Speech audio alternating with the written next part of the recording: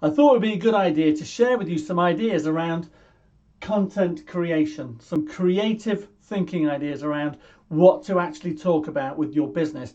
Now, a lot of our clients have this same kind of mental block because if you don't have a template or a go-to list, then generating ideas that are interesting and different, right, is quite a hard thing to do. So what I want to do is I'm going to give you as many things as I can in 10 minutes. When my 10-minute timer goes off, I'm going to stop.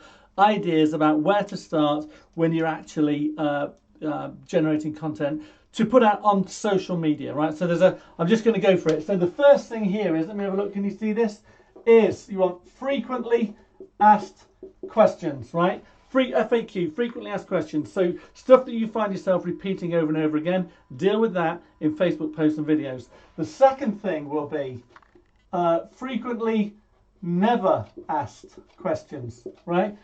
Frequently never asked questions. So what do I mean by that? So this is an opportunity for you to demonstrate your skill and your expertise, because there's stuff that your customers ask you because they think that that's what they need to know about, and there's also stuff that they never ask you that they really should ask you. And because they don't do that, you can talk about, this is almost like a did you know that we can do this, did you know that we can do that. So it gives you an opportunity to educate. It's called education marketing. You can educate them around why your service is good or why a particular aspect of your service is good. So think about frequently never asked questions. This is good. All of this stuff that we're going to talk about now is good for your general message and your general promise. The next thing you can talk about, right, is common problems. Right, common problems. So what are common problems in your industry, or common problems with, so like we work in the HVAC generally. So what are common problems in the HVAC industry? When should I call you? Right, that's what I want to know. So what you are communicating to me is these things go wrong. If your unit is running too loud, this is a common problem and this is what it means. If your unit is blowing warm air, this is a common problem, this is what it means, right? So following on from that, you've then got, what else we got here? You've got common problems, you've got common objections, right? Common objections, right? So when you are in front of customers and you're talking to them and selling them stuff, they're going to be complaining at you, they're going to be asking questions, they're going to be negotiating stuff. What are the things that you are commonly in people's minds that they object to about your product or your service or your price that you can deal with in a very positive way, right? This is a great place to start. Next thing you can do, right, is case studies. Now, by case studies, I know we talk about a lot of things before and after, before photo, after photo, but a case study is this. One of our customers actually installed an air conditioning unit, and the unit itself was bad. It was a lemon, right? First time in his life he'd had a lemon, and it took about 10 days to realize that it was a lemon. Once that was arrived at, he basically said, right, I'm going to replace this oil. It cost him $1,200 in the end, right? He just ripped out the unit and put a new one in. Long story short, $1,200. It cost him out of his own money to sort that out for the customer. That was he was really cross and angry and irritated about that. But actually, what that demonstrated is his guarantees and his warranties and his word were, he stands by them. So he turned like a tragic situation into a magic situation, and he's making a case study out of it, which basically says, I work with integrity, I'm trustworthy. But he's not saying that, he's demonstrating it through a case study. This is what it was like before, this is what it's like to work with me, this is the end result. So having a case study is a really, really good idea. It helps you to demonstrate your greatness. This is another one, right, especially for service industry people, is the dangers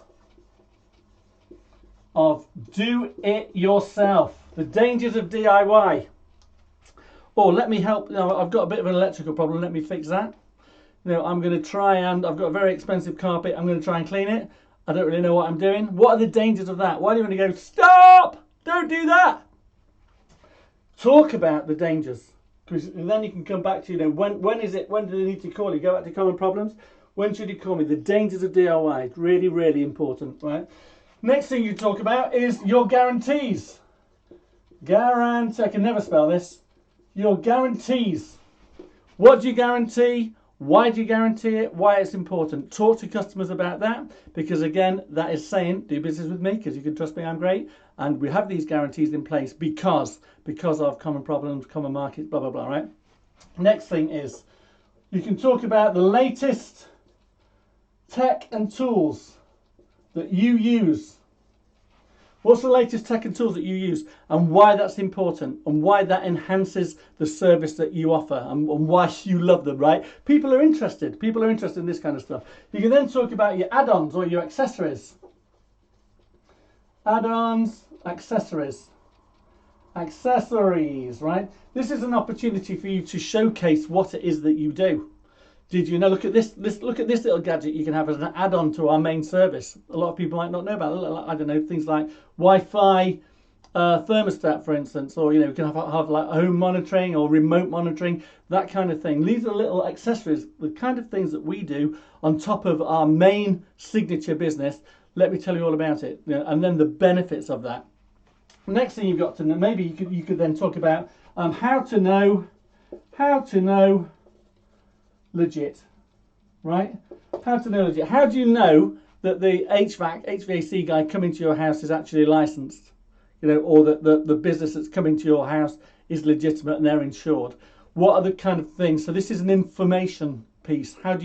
What are the things that your customers need to know about your industry that that you can inform them about? On from that is you can then think about what's the common enemy. So there might be common enemy, right? What do you mean by the common enemy? So the common enemy might be, this is my concerns or fears that, salespeople or, that salespeople are a common enemy that you're trying to fix and solve. Or it could be that I'm coming in bait and switch, right? So I come in at a really low price and then upsell, pressure you all the time. So what happens in your industry, in your space, that people don't like? What is the common enemy? There might be like another company that's got lots of bad reviews. How can you use that in a favourable way to talk about, to show you in a good light, right? Okay. Next thing is fears and concerns. I'm running out of space. So and this is, right, everybody will have unspoken fears and concerns about doing business with you and your people in your industry, right? Okay, so people won't say, I don't trust you, I don't like you. They won't say that. The time has to pass for them to get to know, like, and trust you, because people do business with people they know, like, and trust. So do you know what the fears and concerns are of your local market, of if you're doing work in somebody's home and their property? What are the things that they are concerned about?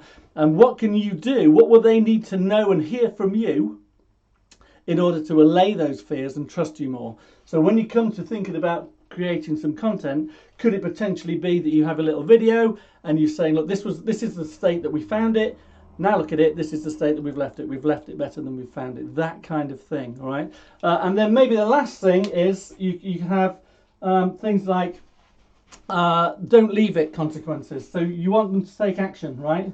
So don't leave it. So if you've got an if you've got an air conditioning unit that is rattling, don't leave it. The consequences of leaving it could be X, Y, and Z, right? So that kind of thing, and a few other things, like questions that you can ask as well. I'm running out of time and space. So questions you can ask, these are things like, did you know? So if you start out with did you know as a fact, you can then give them an industry fact, you can give them a health fact, you could give them, to do with your product, you could give them a safety fact, you could give them a lifestyle fact or a tip. So those kinds of things, so like for instance, an HVAC, one of our customers talks a lot about sleep. So if your HVAC isn't working and you can't sleep at night, the consequences of not having sleep are, and the impact of that on your life is. And the detrimental side of that, the detrimental consequences of not doing it are against the benefits of having a good night's sleep. So then that led him on to talk about air quality and comfort and all of that, right? Just his business went like that, talking about that. So I really hope that helps you. I'll just stand back. If you want to take a screenshot, take a screenshot now. When it comes to creating content, might brainstorm some ideas like that. And I hope that helps you. So this is Nick McDonald from High Growth Coach saying, keep smiling, no slacking, and I'll talk to you again soon.